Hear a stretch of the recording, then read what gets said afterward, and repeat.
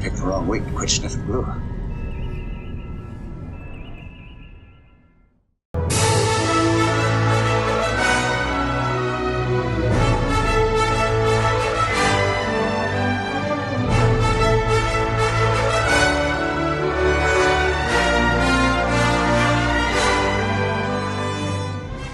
Well, folks, welcome back. It is the official start of the Nell build.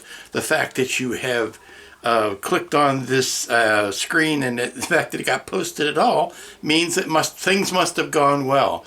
And you know, I was thinking about that. I was thinking time is a funny thing, relatively speaking. Tall things and time being relative. Time is a funny thing because here I am Monday morning.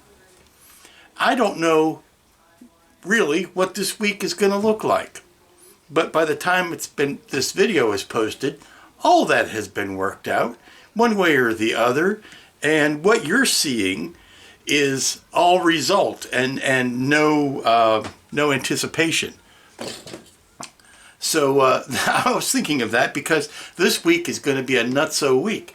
I do have confirmation that my model is out for delivery. So all things being equal, I expect it by mid-afternoon. We'll have it, and I will, of course, be showing you the parts as soon as I get them, which by your instance will be several days after it's actually happened. My mind is on the KitCon, which is this coming up Saturday, the 22nd. Now, I can promote this all I want on this video.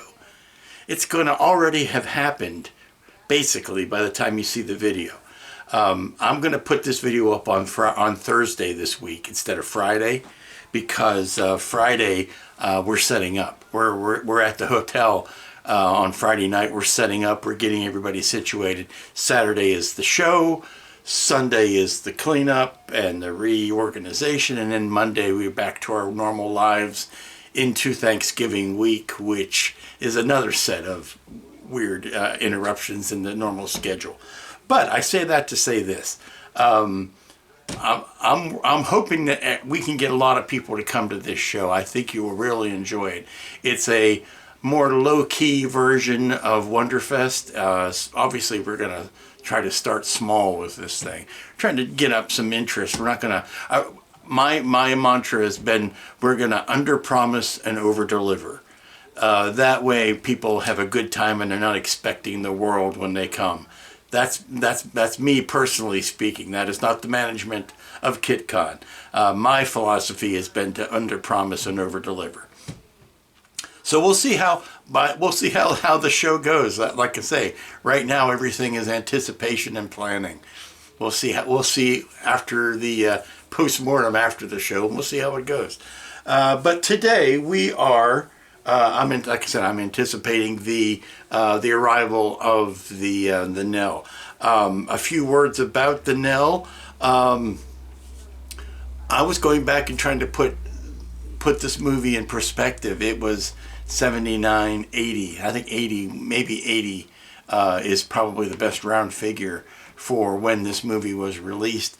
And the Nell at this point, not only is the design completely out of left field for what we've seen on screen, but outside of HAL, I can't think of too many spaceships that had personality AIs piloting them or as the main computer. Now certainly the Enterprise had a computer with a voice, and outside of Tomorrow Is Yesterday, it didn't have a personality.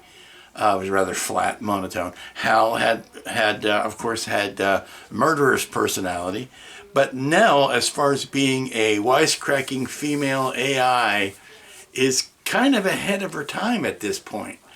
Again, I could stand to be corrected. I was wrong, a couple weeks ago when I was talking about dinosaurs, so I could stand to be corrected on this.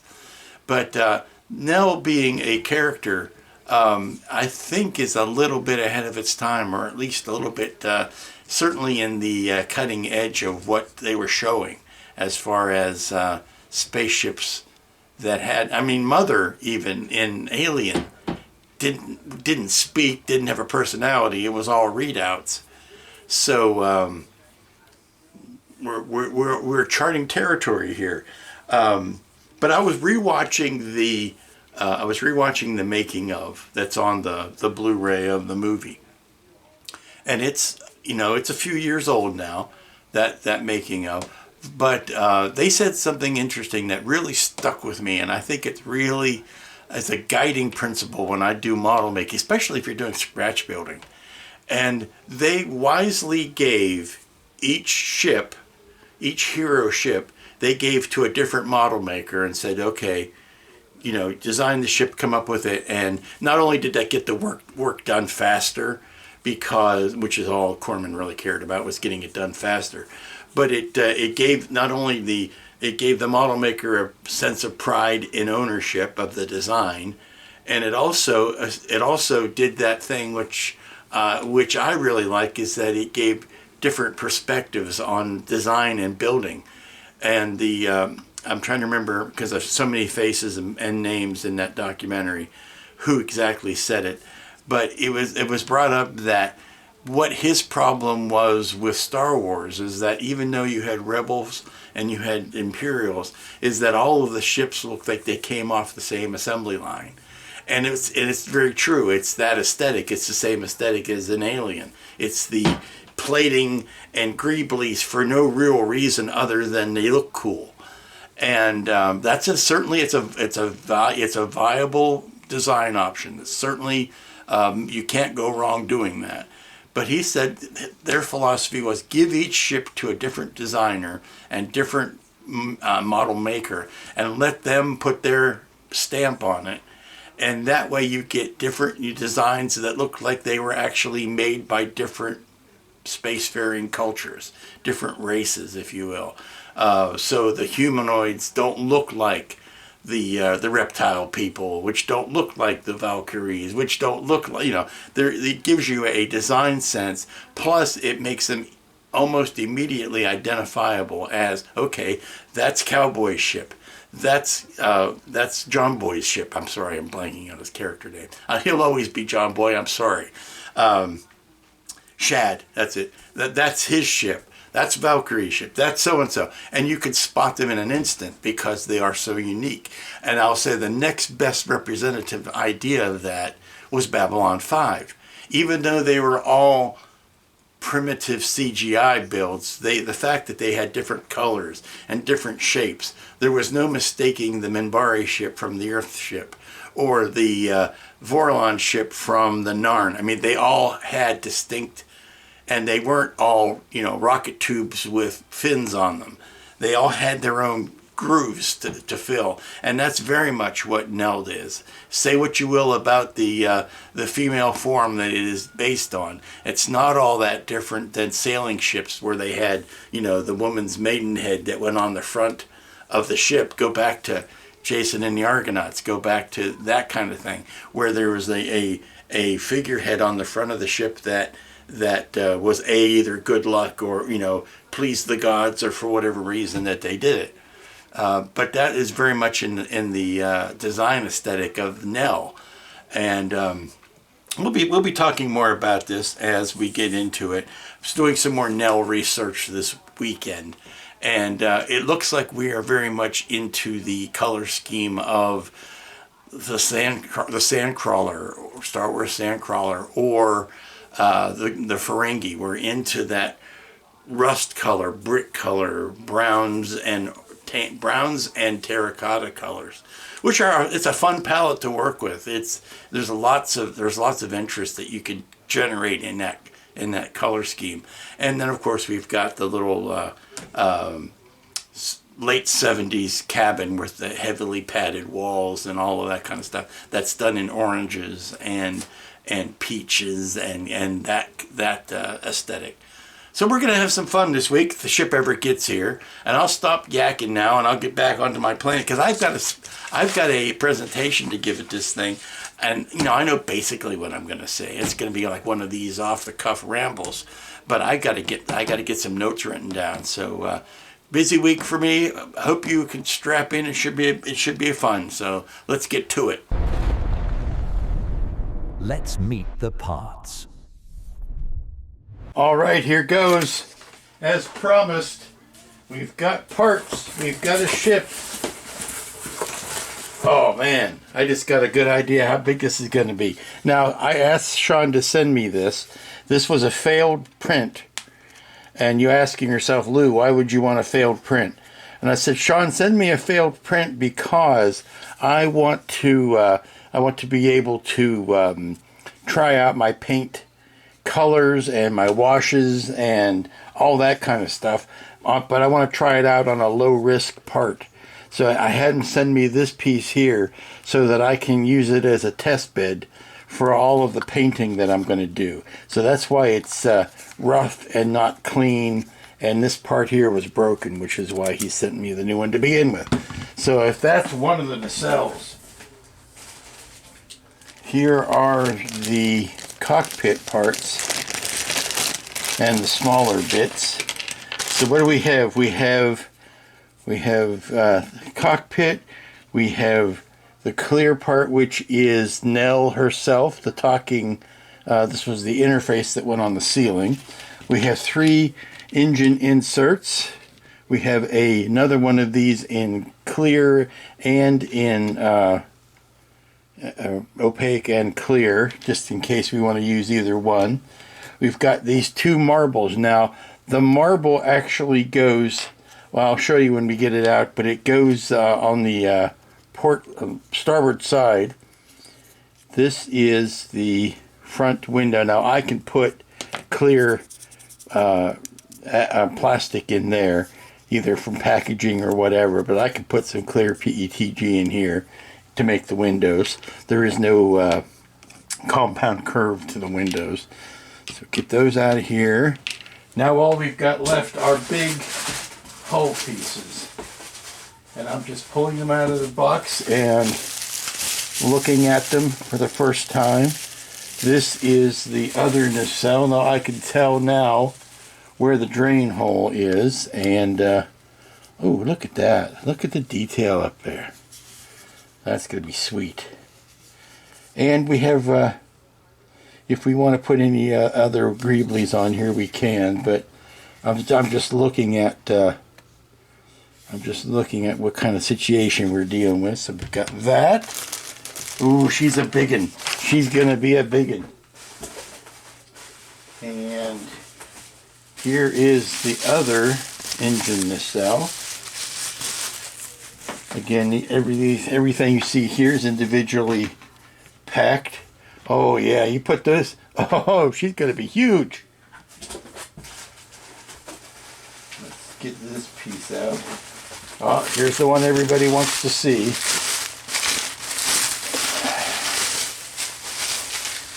Yeah, this is the piece everybody wants to see.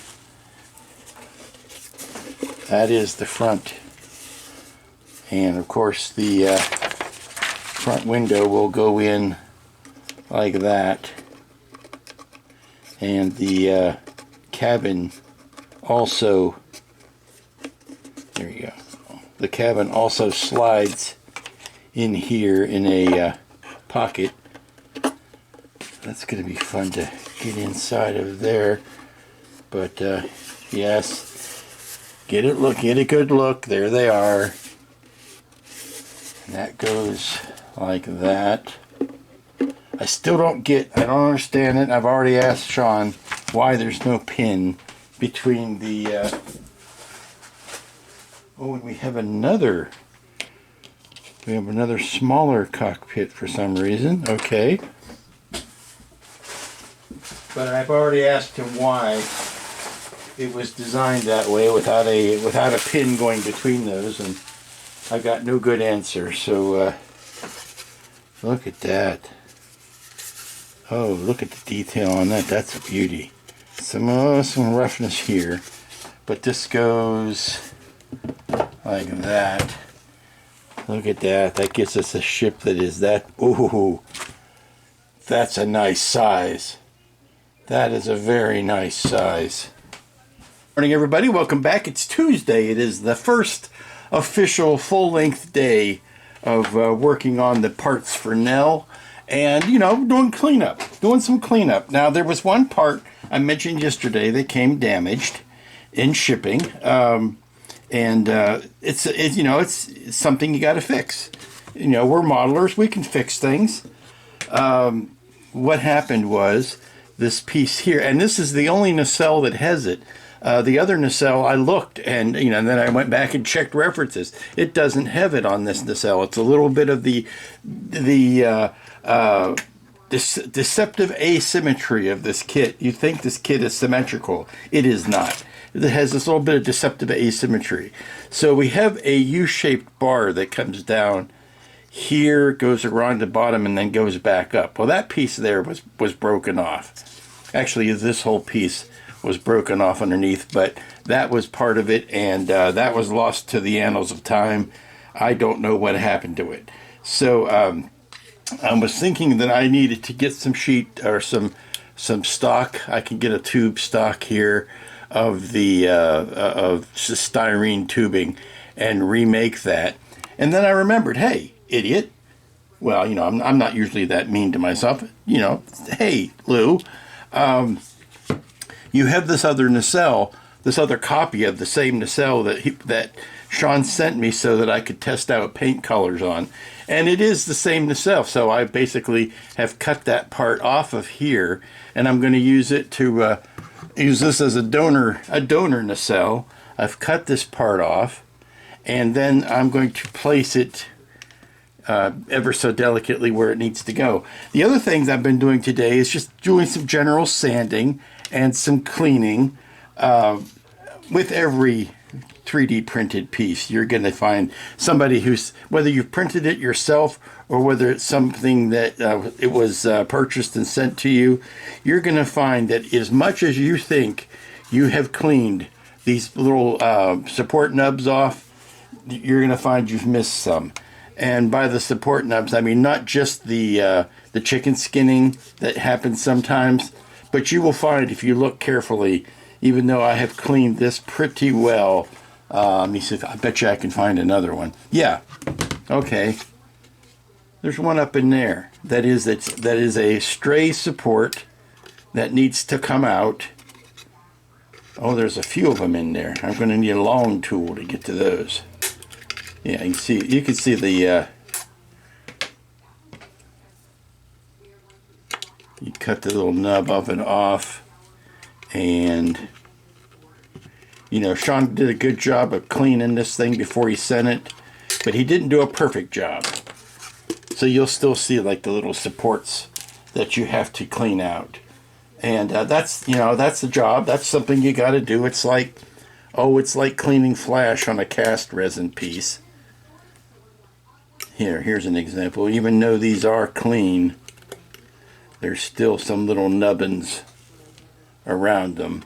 I haven't really even got to this piece yet. That's why I've kind of I want to do that thing where I am taking a piece, getting it completely clean, and then going on to the next piece instead of bouncing around like I am prone to do. The other thing I did this morning was to fill in these drain holes. Now, I'll show you on this example. These are drain holes that were put into the part so that when it prints, all the resin drains out of the inside and it doesn't get trapped in there. And it makes it a more stable print because you can cure it much easier than if that had been left solid. If these had been left solid, they would weigh so much right now that you would never be able to make a thick enough armature to carry it. But what I did is I took some of my light curing putty, filled in the holes, and then sanded over them. I started with the Funcrecol because it's thicker, and I laid it in there like a little bit of cement, and then I jellied over the top of it with the frozen putty. I love this stuff, but I want to conserve it when I can. It's a nice smoother putty than the other, but for the gross filling, I use the Funcrecol. So I've got both of those filled in on both of these nacelles. I have done a quick look at how much filler primer I have, and I need to run out and get another can of filler primer because I am running short on that. And that will be the next step, will be to to hit this with a filler primer. Now, the organicness or the organic nature of the shape of this thing does make the build lines pop out a little bit. They're a little bit more noticeable on the contours. And that's just something that we're going to have to prime, put the filler primer on. We're going to have to let that dry, and then we're going to come back and see. Now, it's interesting that you can, if you run the sanding block over it, you can start to see some of the facets in here. And since this is not getting a metallic finish, the terracotta finish is going to be much more forgiving of these facets than it would be if this were a Razor Crest or even the Kraken, as far as being able to see all of the facets of the 3D print. But that doesn't mean we don't take care of it. No, we still sand it. We still sand it a bit, and we use, you start with the heavy grain, and then you move to the finer and finer grain sandpaper. But hopefully we're going to get it down to a point where the filler primer will take care of the rest of it. Getting back to the asymmetry of the design here is most notably referenced by this ball. This ball right here, which needs to be clear, and I do have clear pieces to go in, a clear piece to go in there to be lit, but we need to remove this printed in part of it. And this is where you really appreciate your sonic saber, because you don't have any of the dust that you would have if you were drilling. I apologize if anybody can hear that, but it is making a very high-pitched whine. But see, I can just slice straight into that and clean it all the way out to the edges without getting out a single Dremel or raising any dust. I've got this hole cleaned out now so that I can pop the one of these clear balls, or clear-ish balls, in here. Now this will get, I'll drill a hole in that and put a dent in that and put a SMLED against the back of that, a nice cool white one, and it'll go in from the inside. Actually, I could probably fit it in from the outside, but the hole is ever slightly too big, but I can pack it with, or sit it in a bed of microcrystal clear, and that'll seal around the edges of it there. But that's the side porthole. I have the main body outside. I put the first filler primer coat on, and I'm noticing things that you don't really see until you've put a coat of primer on. Now I've put a first coat, a primer on this, and I'm starting to see things like this. I don't know how well the camera's picking that up, but there's a print seam, a print, I'll call it a defect. There's a print glitch right here going straight through.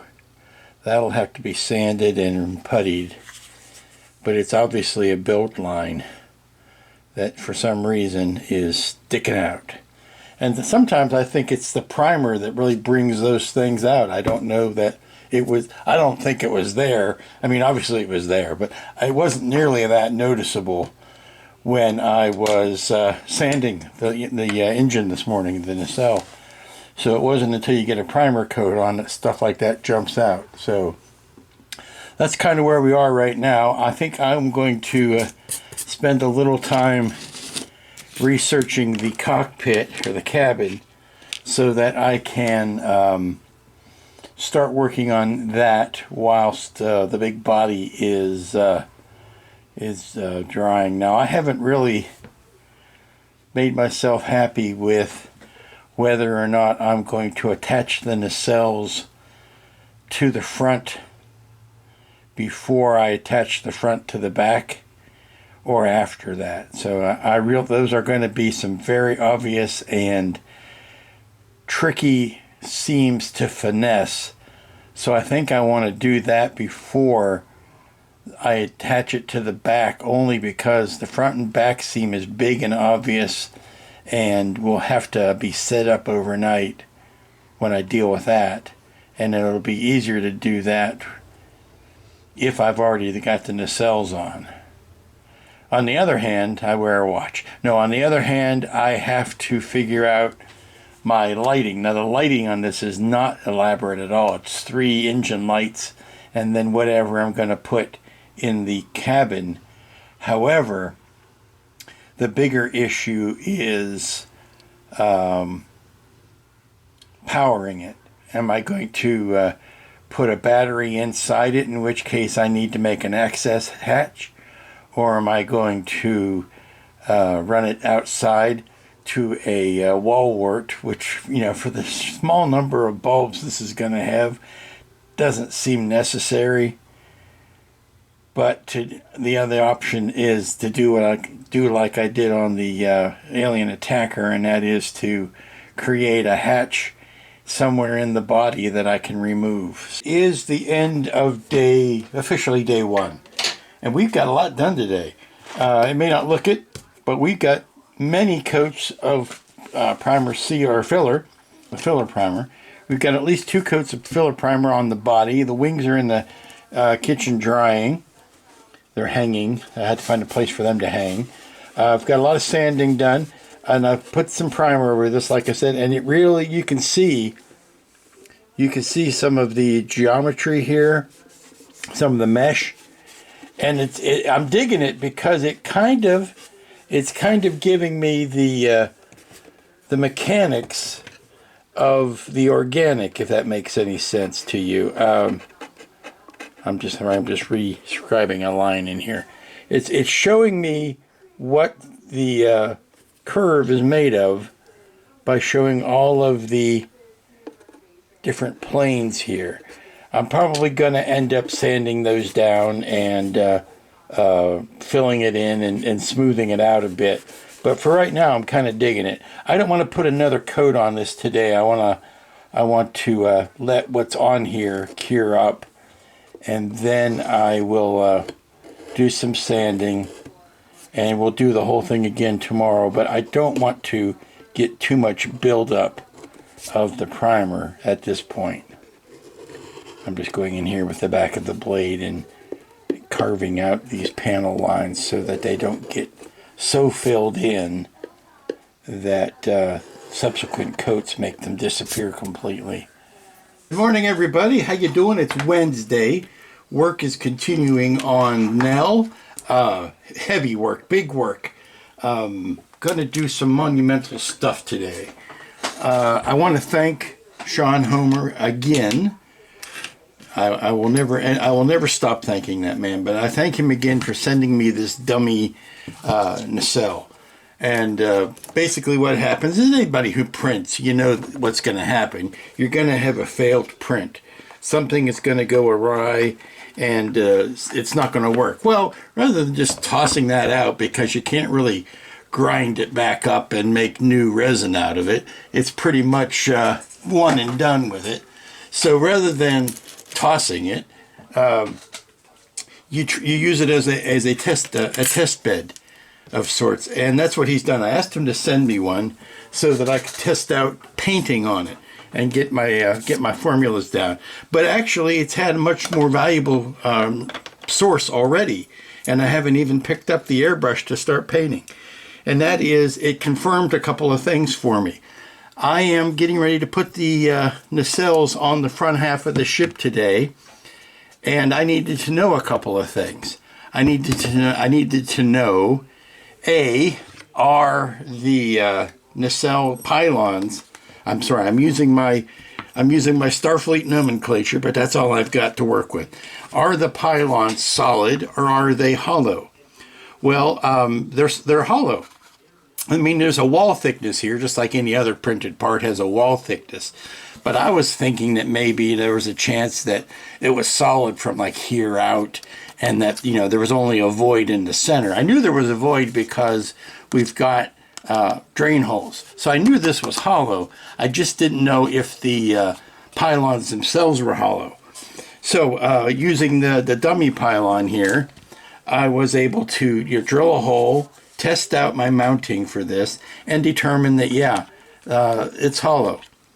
So that's good and it's bad. It's good that it's good from a weight standpoint, but it's bad that if they had been solid, it would have been a more secure way to put a brass tube in here to pin it.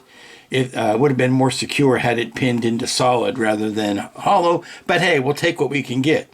And the other thing that it allowed me to test was the fit. Now, I know from test fitting these guys, this is the good, let me get up here.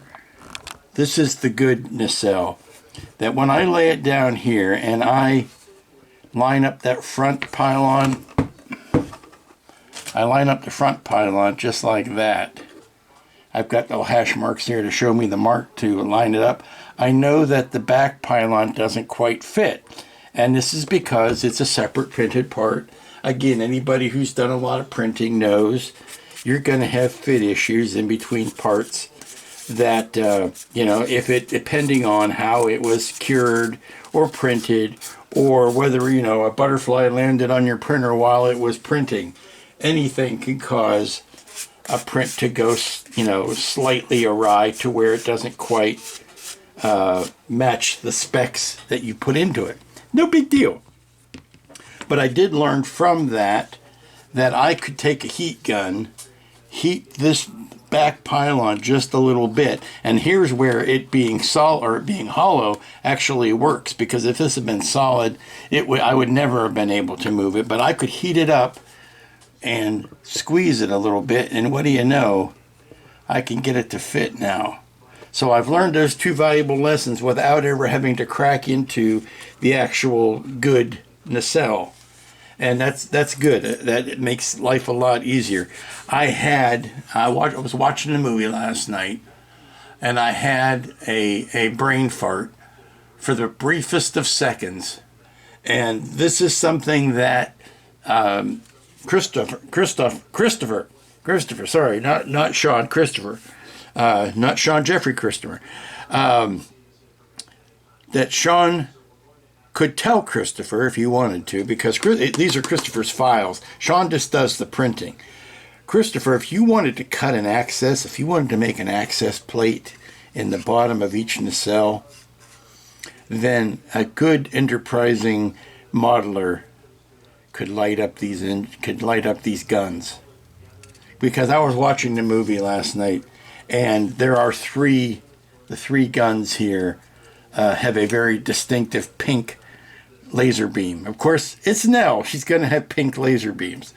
But you could light those up if you could get into this nacelle and route the wiring out through the pylon. You can't do it without cutting into this somehow. So if you could make an access plate just in here, or make something where a big chunk of this comes away that you glue in, that I think would add some fun and some neatness to this model if you could light those up. And I say that to say this, I think between the two things that I've learned, I'm ready to install this nacelle onto onto these pylons. I've got pins cut. I've got to cut a pinhole in this back pylon, but I've got holes cut for this bit of brass tubing, and trust me, I've got a longer one here. Brass tube that I can put some epoxy in on the inside and really lay that in and just ground that thing in. It's tough to see, even tougher to get your hand in there. But much like I did the alien attacker, you can get in there and just gob it up with a bunch of epoxy, or a bunch of probably use that adhesive on a spatula or something, just to gum it all up once it's in place and keep it locked in. But I think we're ready to go on that. I want to get both of them measured out at least before I install one, because it's going to be a lot more difficult once the left nacelle is on. It's going to be more difficult to jockey this thing around to do the drilling. But you can see now that we are very close in our there's going to be some sanding and some shaving to get that to fit, but we are very close on our joint. So we're happy with that. And now I'm going to measure off and do the right pylon, now the right nacelle. Now this is more difficult because I don't have a dummy right nacelle to make my measurements from. I kind of have to get it right the first time. And also, this one doesn't need, this one is not going to need the heat treatment like the other one does. And what I was talking about yesterday about the deceptive symmetry on this, these are not symmetrical. If you look at how much different the pylons are in width there, you can see that these were not cut off in exactly the same spot. So this area here is a lot wider than the area on the other side. It's a very nice fit, and it's going to be fun to get that all epoxied and sanded and blended in. But I think we're going to find out that I need to put those pins in now. I am doing another turn of human clamp because I am holding weight down on this right nacelle as the epoxy is setting up. I'm using 5-minute epoxy. Both pylons have brass pins in them of differing diameters.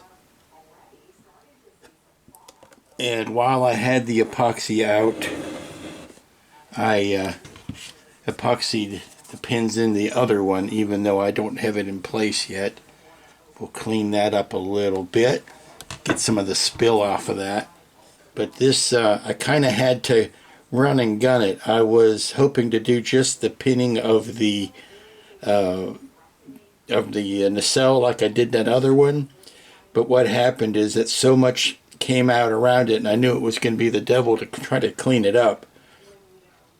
So I just smeared it down on the other rest of the pin and on the sockets here, and just decided to go and put this one in place because this one was the better fitting of the two, and doesn't need a lot of coaxing, as evidenced by how perfectly this is fitting. And this right here is fitting beautifully. Not to say that there's not going to be some sanding and some puttying, but certainly not nearly the recontouring and resculpting I was afraid of. Okay, the joint on the right nacelle is cured enough. Of course, it'll continue to cure for the rest of its days, but it is cured enough that I can move it around and start handling it. And I have to tell you that I am 98% happy. I am 98. I got 98% of what I was hoping for. Yeah, because you never get 100. Maybe even 99. But look at that tight joint. Of course, there's a little bit of slop where the epoxy oozed out. That's to be expected. Nay, encouraged. If it hadn't happened, I'd have been more surprised.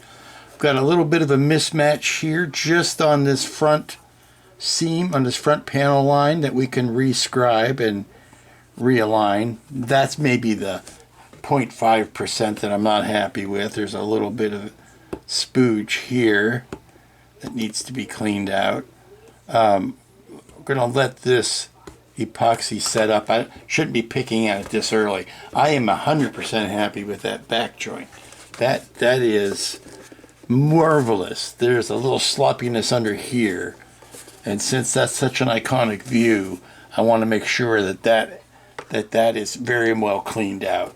I'm debating now whether it's time to go on to the next, or should I leave well enough alone for another hour or so. Let me take this rubber band off. It's not doing anybody any good. If I sat that like that, of course it's very side heavy. By the time we put the other nacelle in, that'll re-level it. But we can see our problem because we've got an issue with this, and this is what I was talking about before, as far as when I put the reinforcing bar in around this with epoxy, that it spooged out around the brass rod and therefore interfered with the tight fit that we had. So if I clean all this up, we'll see if we can get the tight fit back. I think I'm ready. I've got it to where it's going to be one of those things I'm going to have to hold it in place while it is setting up. But basically, it wants to be... Yeah, sorry, I'm trying to do this with one hand. It wants to be in there like this and then held with a slight twist to keep the seams all tight. And I can do that, but I can't do that and hold the camera at the same time. It basically wants to do that. And once I do that, I can pull the joints in and then I can let the epoxy set up. So I think I'm going to do a little bit more sanding, because every time I think I'm done, I find something else. Get this ready to go. Maybe take a bathroom break, because I'm not going to be able to do anything but hold this while it's curing. So let's get ready to do the last bit of big work for today. I mean, there's a lot of little work, but that's big work, and it needs, once it's done, I need to put it to the side, and I can start working on things like the cabin. And voila, we have the attached nacelles and engines to the front of Nell. Now, we're going to let this sit for the rest of the day. Certainly, we have no great need to continue working on it right away. We've got plenty of time. We can start dressing up these seams here. Get the files and the sandpapers out and all of that. I'm going to start turning my attention to the battery box now, because we're going to have a need to get into this thing and change batteries and or turn the lights on and off. I don't want to use, that's how it looks when you put the back end of it on. I don't want to use that joint. I want to cut into it somewhere, somehow. I don't find a good obvious spot though. But I want to cut into it so that I can, just like we did with the alien attacker, be able to get in, change a battery, and turn it on, and then push it, push the thing back in. There's an obvious spot right there. On the filming model, I noticed that there were 2 mounting points, although I think there are 3 in total, because I've seen behind the scenes shots. Let me flip this around so I can see what I'm talking about here. There were 2 mounts right here on either side, and then I believe there was a mount that went through here in the front. Or actually, I think it was this plate right here. This plate came off, and there was a camera mount, or a lighting stand mount, I guess, so they could shoot it from the back. I don't believe there were any mounts on the back of the ship. I believe there was only 2 from the sides and 1 in the front. But once this goes on like that, it's going to be all sealed up. What I want to be able to do is pop a battery in and out, and I'm thinking this is a nice size. The wall is nice and thin here. This is a nice area to do that. Took a little bit longer than I was expecting, but I've ordered some more battery packs and some 1-minute epoxy while I was at it. But we've got the door cut out, nice and clean, using the saber and the resin knife. All I need to do now is put some magnets around the inside so that it'll snap back into place. But there you go. That's a very nice, clean hatch there. One One last shot for today. I rubber banded the back end on. That's all it's holding it in place, but by golly, that's a good looking ship.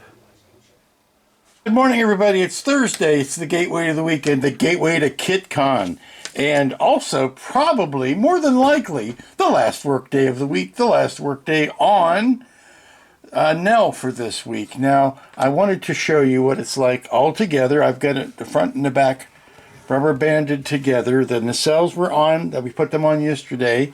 I've put the first application of a Tamiya putty just on the joints up here on the front, on the top side. I haven't done anything on the underside of these joints yet. I've got it banded together. Oh, I also got the door cut out. You saw that. We are going to take this front end. We're going to remove it from the field of operation for today, and we are going to work on the rear end. So I'm going to move this off the table. I think before I permanently move it off the table, though, I'll put some putty on the underside of these joints so that can be drying while it's off the table. And we're going to be working on the back end today. We're going to be installing the lights for the engines, so that's going to be fun. And if we have any time left over, we will address maybe the working on the cabin. Okay, so the front part has been moved off the table for right now, and we're concentrating on the back end because you cannot ignore the booty just because all the fun stuff is up front. You can't ignore the booty. So we're working on Nell's booty today, and first thing I'm interested in is the detail on these engines. Now, we are provided with extra inserts here, and I say extra because I don't think they're necessary. I'll go back and see if I can pull a screen cap from the film, but looking at some of the behind-the-scenes photos, I think the grill work that is back behind there is sufficient. The engines were kind of set back. So if we put a big 5mm bulb up against the inside of that grill from here, I think that'll throw off enough light. I don't think we need these additional ones. I'm still in the midst of pondering that, but I don't think they're necessary. Okay, now this is from a very short video that Golden Arbor provided me with, along with some other reference material. And this was shot by Alec Gillis, who, along with Jim Cameron, made the dang thing. So he ought to know what he's talking about. This is the actual filming model. And this is several years after, obviously, after the event. And they're bringing it into the shop for some repairs. He said there was some cracking. But here, and they also replaced the electronics with LEDs, which is what I'm doing. But here you can see, that the engine itself is the same color as the body. It just has black scoring on it. It's not like a typical, silver bell housing type of deal. This is just the scoring on the body type, and this is the top engine. And you can see there's no insert that is out anywhere near the edge of the outer edge of the engine. So that's why I am not jumping on the idea of putting those inserts in. And here we could see more of that scoring. I'm just stepping through here.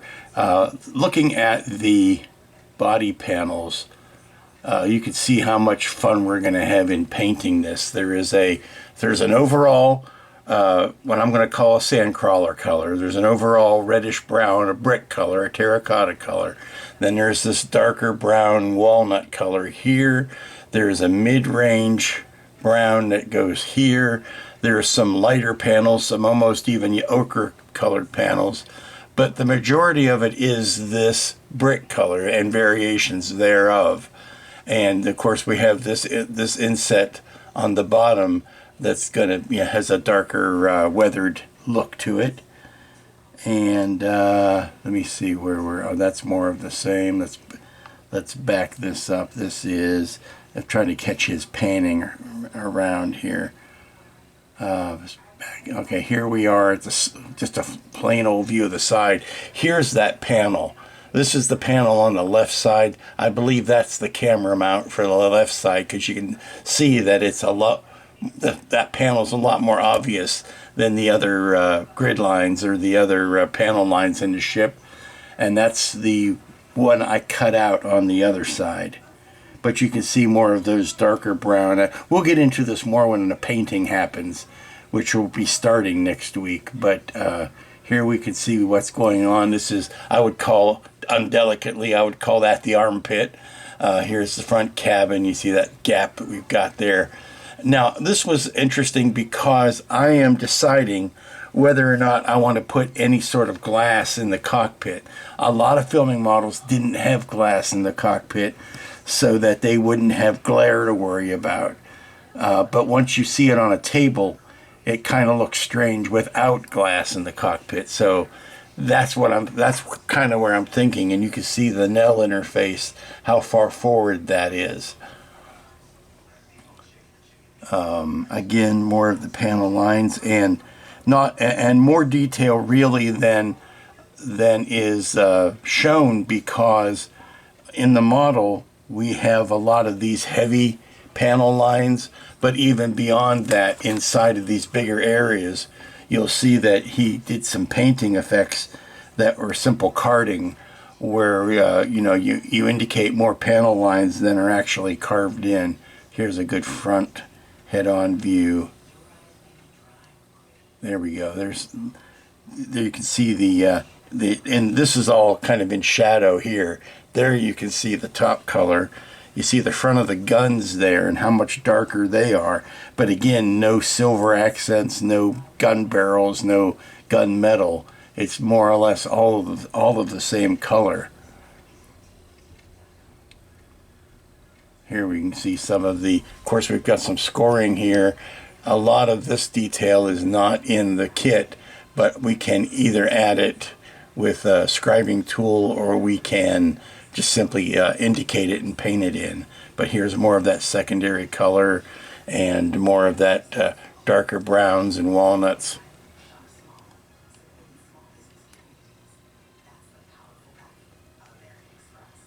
Here we see a darker accent color going on in here. Now, again, this will be covered when I get into the painting of it. Don't blame me. This is not my camera work. I'm holding my camera still.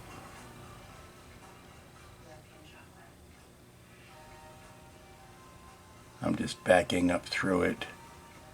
I wanted you to see, if I can find it, I wanted you to, there you go. On the right-hand side there, you can see, well, if I can get to it, I'm trying to stop it on the actual frame. There you go. There's the post going into it. That was the mounting rig plus the wiring coming out from the mounting rig. And that's in that same location. It's just on the left-hand or the right-hand side. That's where I cut my doorway. Trying to find trying to do a real frame by frame here. Yeah, you can see it better there. But I am deciding that I would rather have it completely self-contained and sit on some sort of cradle, since I don't have a filming rig for this thing. I want to sit it on a cradle and make a stand for it, a base for it. So we're going to have it battery powered, but we're going to have the access door like I did on the Independence Day Attacker, just for so I'm not tethered to a wall at any time, and I don't have to have a. Let's go back. Yeah, I'm not gonna play the video because it has Mr. Gillis's narration on it, and I don't want to step on that or get in any trouble with having that. But you'll notice he uses the same clear finishes that I do, the Pylon clear finish. Take that, all you naysayers. I hear you saying nay. Yes, I use the Pylon clear finish, and so does Alec Gillis. So I'm going to take a break in the conversation about lighting for a minute, because I wanted to show something that I picked up last night at our monthly model meeting. And it was something I was wanting to try earlier, but finally had a good excuse to. And that is Vallejo Hobby Paint. It's in a spray can. What I don't like about the current, well, let me back up and say, this Nell is so big, the ship is so large, that you cannot conceivably evenly, well, you can, but not with what I've got. You can't evenly paint it with an airbrush. Yes, you can certainly detail it with an airbrush. You can, but just the sheer amount of acreage that we're going to have to cover on this big ship, it kind of demands being painted with a rattle can. I mean, other than a paint roller, I can't think of anything else. You're going to have to use a rattle can, at least to get the base coats on, just like you do with the primer. You use a rattle can of primer, and you go from there, and then you're going to put a base color on, and you're going to have to get a rattle can to do that, because to get a nice even distribution of the paint with an airbrush, a typical airbrush, is not something you can easily do. Now, if you had like a step between an airbrush and a rattle can, which is one of those larger finishing brushes that they use in the auto industry, then perhaps you could. But then again, now we're back into specialized equipment, and not everybody has that. So for the most, the consumer model builder, you got two options. Either it's a rattle can or it's an airbrush to get paint over a large area of model. So I'm looking at rattle cans, and I don't like a lot of them, because everybody seems to have gone into this mentality of the products that are out there are what they call the primer and paint in one, which, because people are too lazy to put their own primer on, they've made into one product that is a primer and a top coat. The problem with primer and a top coat is that they're dreadfully thick. They're over thick because they've got the primer built into it, and they gum up. They don't do what you want them to do. So that's why I went to looking at this Vallejo Hobby Paint. It is paint and paint alone. There is no primer in this. This is meant to go over metal and plastic. And I want to say, I love this paint. This is the extra nacelle that we've already put through the wringer. I painted this with some primer coat this morning and let that primer coat dry. Didn't sand it, didn't do anything, but after the primer coat had dried, I painted this with the hobby paint, sprayed the bottom, waited like 5-10 minutes. It was dry instantly, and then flipped it over and sprayed the top. I was amazed how fast it dried and how even a paint job, or how even a finish you're getting. Because I think the reason is, it's because they're not mucking around with that thick primer coat. It is simply a top coat of paint. I love it. Now, the only problem with it was it doesn't come in the color that I want. I looked online. Vallejo has, this is the leather brown. Yeah, this is the leather brown color. They also make a gory red and a crimson red color, which were my other, or a bright red and a crimson red, which were my other options. And I know that Nell has a red appearance in the film, and I believe that's mostly down to the lighting, because I showed you that reference. It's more of a terracotta-ish color.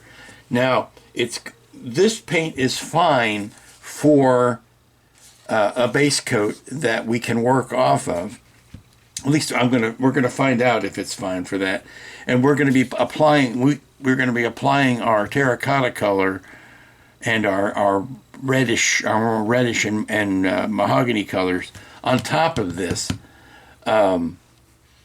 We can do that with an airbrush because we're not tasked with covering the whole ship at the same time.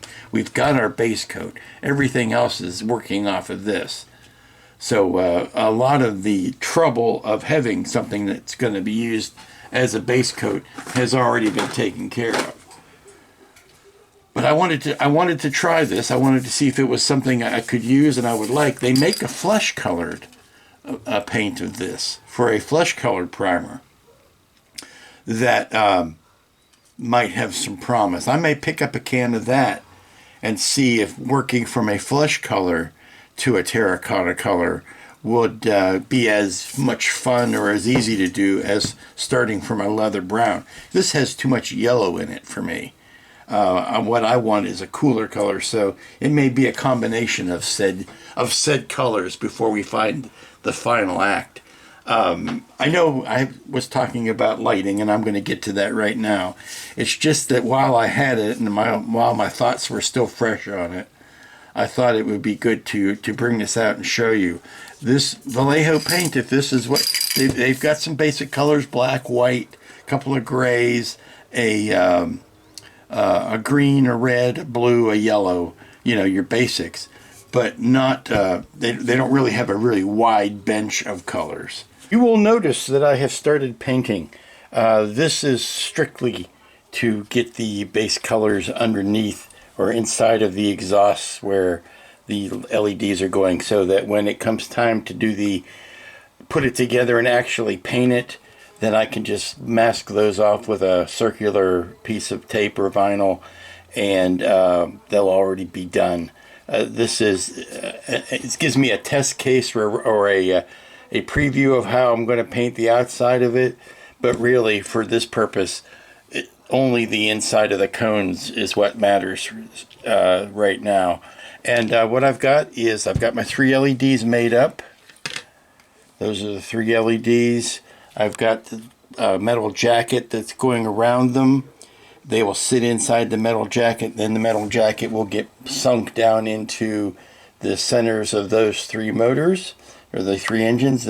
You'll notice that the top one is slightly smaller than the bottom 2, and all of that will be epoxied in place, and the wiring then will get joined up and come out of that end. Okay, I had a little bit of a setback. I was getting ready to install these lights, and I touched the resistor on the LED, and it was a little toasty, a little warm. So I figured that was no bueno, and I found another one that had less, or had more resistance, I guess. It doesn't heat up, so that's the one I've opted to use. I don't want to have to repair these or fix them or do anything with them, especially since I'm getting ready to put metal sleeves around them. I want them to behave as they should, but I'm letting these ones burn in for a while. I'm just testing them now, letting them burn in, and we'll come back in a few minutes and see if they've warmed up. If the resistors are warm at all, then I know these ones are not good either.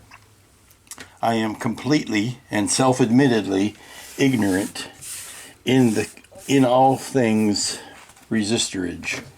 I've tried to learn about resistors, but here it comes. It has proven futile. So yes, my knowledge of resistance is futile.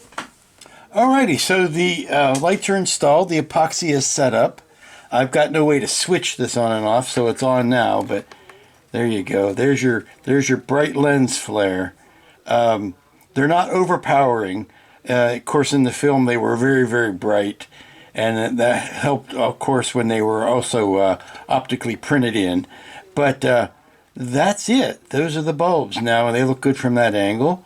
And it's not meant to be a searchlight. It's a bright white engine light. So we're getting a bit of a blue cast. I see there. It looks more purple in real life. Now the important thing to me was that each of these bulbs match each other.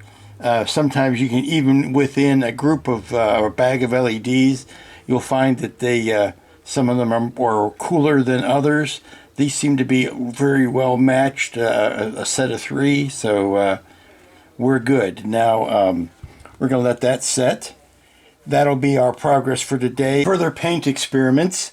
This was that leather brown I told you about earlier, and this is that same undercoat with a mixture of hull red and yellow brown, dark yellow brown. And it's that's giving me the color of the body that I really like. We can do variations on this, but because we've got that undercoat, we don't have to spray this on, like we don't have to cake it on to get that color. A light spray will do it. I think we've hit our formula. Hey everybody, it's Friday. It is the last work day of the week. I'm going to try to get a little bit done today, only because I'm having so much fun with this. This is a great build. I'm really enjoying it. And I don't want to stop. Plus I'm stalling because I've got to sit down and write out, or at least make notes of, what I'm going to be saying tomorrow at KitCon in my presentation. I have a general off-the-cuff way that I like to speak, and that sometimes is not good for making sure that I get out all the information that I want to get out. So I have to make notes. But what I want to do today, and I'm looking out the window, and it is rainy, overcast, ugly. And that's a problem on this build because I really need to like take it out. I can't just duck out the back door and spray some primer. I really have to take it outside, either out into the yard or at least off of the deck to do the spraying that I want to do, and I can't do it if it's actively raining. So we may not get that today. What I did do this morning, though, and I'm in anticipation of an arrival from Amazon, I need some more of those 9-volt battery packs, and they're coming today. I mean, I just ordered them, geez, what was it, Wednesday, and they're already on their way. They should be delivered today, but I can't guarantee when that's going to happen. I need to get this video put together and edited and uploaded. I'll have it on a time release so that it releases tonight. It posts tonight at the normal time, but I need to have it done and in the can, so to speak, this morning. So even if I continue to work this afternoon on it, it won't be part of the video. This is KitCon Eve. I'm calling it KitCon Eve because KitCon is tomorrow, but tonight is the day. Tonight is the night we welcome the vendors in, and the artists and some of the. I don't think any of the entries are coming in tonight. That's all happening tomorrow, but we want to make sure the vendors and the speakers and all that have their respective stuff together. And I have to go and help as part of that tonight. So I can't be working on this during the normal time that I would be uploading my video. That's all inside baseball. You don't need to know that. What you want to see is what Lou did this morning. And what Lou did this morning was I put a door on the hatch. I put some, this is what I was saying about using bits of old X-Acto blades as the metal plates. I put some shims in here with magnets, and I put this little grabby handle on it. Now it depends on having, I did this rather than cutting the half moons in the outside. I did the half moon on the alien attacker because it was on the underside of the ship and easier to disguise. This is kind of blatant, but I did notice we've got this tube here running. We've got some linear details or horizontal details that we can disguise this as. And basically, and look, it takes fingernails, and I don't have any right now. So basically, you would act at, what's going to happen is the battery pack, when it comes in, is going to be glued to this door like this, and then slotted in. And once that happens, that just acts as a, the magnets acts as a way to hold that door in. Now, because I did this here, I also put one on the other side to make it look intentional. So you don't look at, oh, well, what's this thing all of a sudden? See, then I can do that. But that's my door. I am ready to, I've done a round of sanding on these joints up here.